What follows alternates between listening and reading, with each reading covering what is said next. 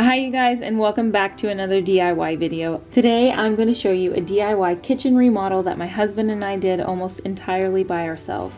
This project was challenging and overwhelming at times. It was truly a 2-month roller coaster of clutter and disarray, but the end results were magic, and we managed to save tens of thousands of dollars, all while adding to the value of our home, so definitely worth it in the end. Alright, so enough rambling through the intro, let's get into the nitty-gritty of this DIY kitchen overhaul. Let me start by taking you back to the beginning.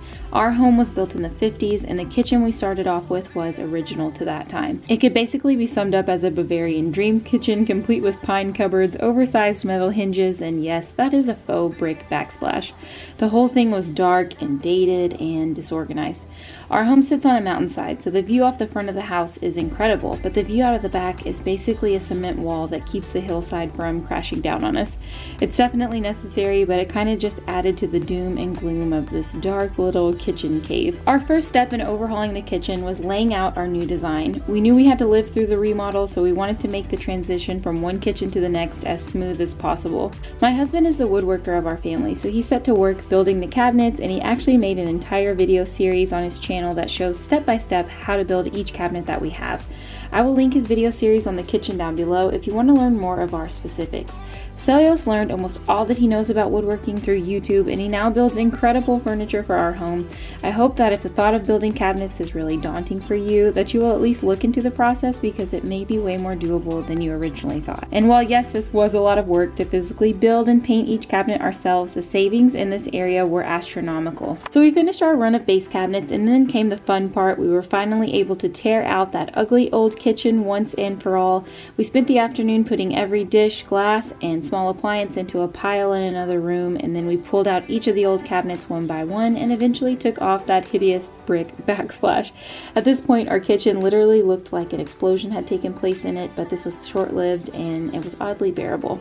Then we moved in our pre-made long run of base cabinets. We set up the sink and garbage disposal, hooked up the dishwasher, yada yada yada. You can see we actually included a lot of drawers in our base cabinets, and I'm loving these. Unlike standard cabinets, the drawers fully extend so I can see everything that's inside. Unloading the dishwasher is a breeze, and my kids can easily access the things that they need as well, so yes, 2 thumbs up for drawers down below. We finished off the cabinets by building a decorative surround for our refrigerator and 2 small base cabinets on each side of the stove, one for the trash, the other side for spices and for larger pans. Next came our countertops, and while we did do one DIY countertop that I will show you later on, we decided to splurge on quartz for this long run because it's so durable and we like the look. So we hunted around for a bit, and we found a team that was installing quartz at a new construction home down the street from us. We ended up negotiating a job on the side with them, and we were able to get this entire run of white quartz plus one more on the other side of our kitchen installed for around $1,000. We also added 2 large upper cabinets to the sides of our long run. One of these is used as a pantry space with shelves that reach up to the ceiling, and the other has space for our coffee mugs with plenty of room underneath for countertop appliances like our stand mixer and this lovely rattlesnake plant.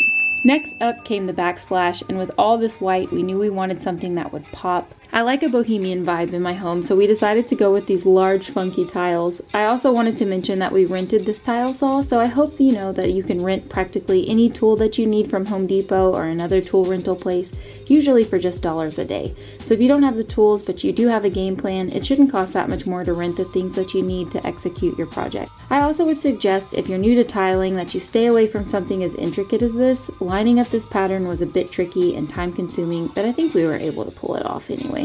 Finally, we added this amazing butcher block countertop next to the stove. This was a complete DIY, and not only does it look cool, but it is super cost effective too. It was basically made by assembling scraps of wood together and then planing them smooth.